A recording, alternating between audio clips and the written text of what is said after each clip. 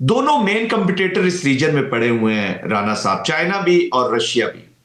जब उनकी चीजें स्कटल होंगी, उनकी इकोनॉमिक प्रोग्रेस, उनकी प्रोस्पेरिटी, आप उनका जो डिजाइन है for regional collective regional stability, खासतौर पे चाइना की इकोनॉमिक स्टेबिलिटी की तरफ, वो अफगानिस्तान को जोड़ना चाहिए। जब वहां पर ये नॉन स्टेट एक्टर्स बैठे रहेंगे तो आज इंडिया चाइना का एनिमी है जी।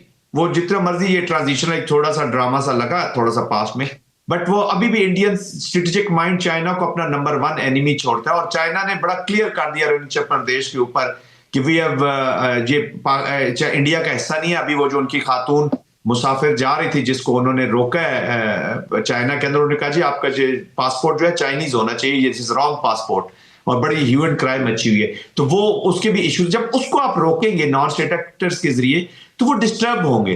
तो वो of course may be directly और इनडायरेक्टली काइनेटिक मोड में भी स्पोर्ट में जाएंगे to bring stability and normalcy to this state. Orderly state नहीं रही है अफगानिस्तान। अफगानिस्तान को कोई भी जाके पे करके किसी जगह पे भी इस्तेमाल कर सकता है जी, और किसी के खिलाफ भी इस्तेमाल कर सकता है। अब ये अफगान जो वाशिंगटन में हुआ है, ये इसी माइंडसेट का, इसी स्टेट का बाय प्रोडक्ट है। ये इंडिविजुअल, ये वो इंडिविजुअल है जिसने सीआईए के साथ काम किया, उधर से भी डॉलर्स कमाए होंगे, फिर अमेरिका चला गया, वहां से भी डॉलर्स। अब जब प्रॉब्लम आई है तो उसी फ्रेम ऑफ माइंड में उसने एक एक्ट किया है। अब किसी के बिहाफ पे किया, वो तो अभी इंक्वायरीज में सामने आ जाएगा।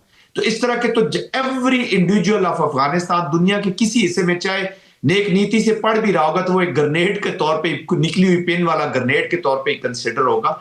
तो this is what they have brought to their own people. पूरा एक नेचर उसकी सामने आ गई, जैसे कमिलियन नेचर सामने आई है ना इंडिया की, कि इनका ये जो कमिलियन अप्रोच है ये इनकी टैक्टिस नहीं है, दिस इज देयर कैरेक्टर। अब अनफॉर्चुनेटली ये कैरेक्टर सब अफगानियों के साथ मिल रहा है, which is a very very dangerous phenomena for the humanity, और खासतौर पे अफगानियों के लिए।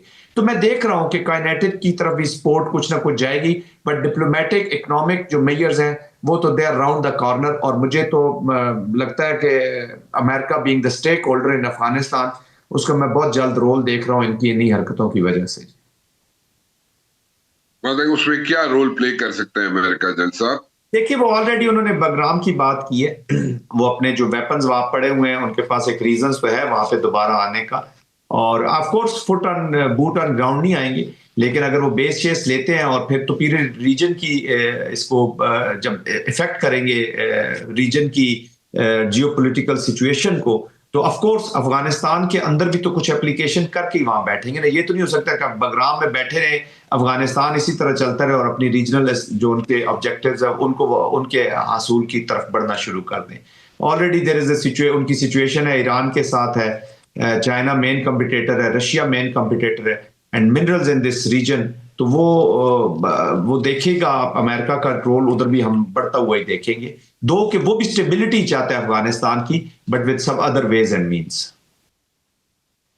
तो अगर मैं आपकी बात को थोड़ा सा लेके आगे चलूं जन साहब, तो ठीक है, ट्रंप ने ये कहा था कि उसको बेस चाहिए, वापस चाहिए बेस, और अगर बेस उनको वापस नहीं मिलता तो फिर वो एक सिचुएशन क्रिएट हो सकती है अफगान हुकूमत के लिए, जो इंटरिम हुकूमत है जिसका कोई सर पैर नहीं है। तो अगर ये सिचुएशन क्रिएट हो सकती है तो, और अगर उनको नहीं मिलता बेस अमेरिकन को अफगानिस्तान के अंदर, तो आपके ख्याल में दो चीजें मुझे जरा एक्सप्लेन कर दीजिएगा। How quickly can they get the base back in Afghanistan? How quickly can the अमेरिकans get the base back in Afghanistan?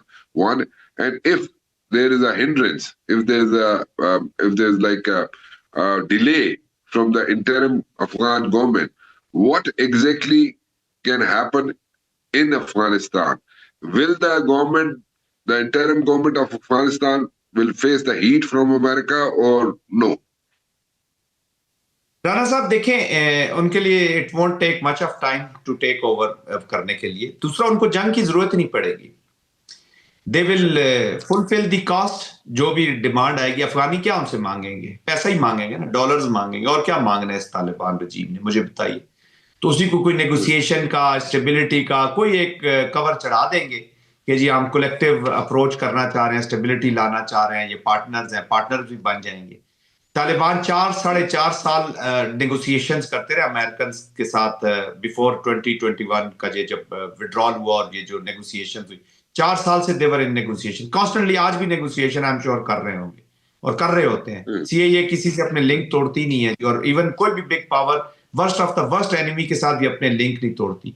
तो they will get their share, और वो कोई ना कोई बहाना बना के उनको आने देंगे, और उन्होंने क्या उनको रेजिस्ट करना है। जी, कितने अरसे तक ये आप समझते हैं कि ये अमेरिकन जो है बेस ले लेंगे?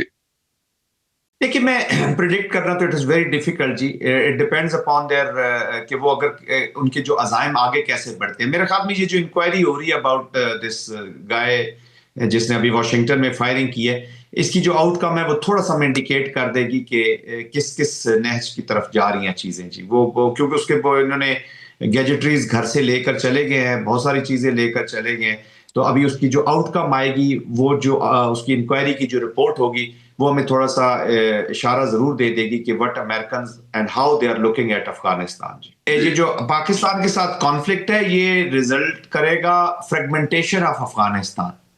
तो पीस टॉक्स करनी चाहिए, बातचीत करनी चाहिए, और इन मामलात को आगे नहीं ले जाना चाहिए। ये अशरफ गनी साहब कह रहे हैं, मैं नहीं कह रहा। उधर अंदर से ये फ्रीडम जो मूवमेंट चली हुई है, ऑलरेडी देयर आर पीपल जैसे यासीन जिया वगैरह है, वो they are fighting with Afghanistan, और वो फाइट को एनहांस करना जा रहे हैं विदाउट, वो इसलिए करना जा रहे हैं कि वो अफगानिस्तान की स्टेबिलिटी चाह रहे हैं। तो अगेन खित्ता तो बाद में, ऑफ कोर्स खित्ता तो जंग में चला ही गया है, इसको ले गए हैं। और इंडियन एप्लीकेशन जब फेल हुई है बुनियानुल मरसूस के बाद और मार्के हक के बाद, तो उसने इसी को लीड इंस्ट्रूमेंट बना लिया। उधर मोदी साहब जो है वो झंडा लेके लहराना शुरू हो गए राम मंदिर के ऊपर, और पूरी दुनिया को बता दिया कि एक्सट्रीमिज्म जो है वो जो हिंदुत्व का है उसकी एप्लीकेशन है।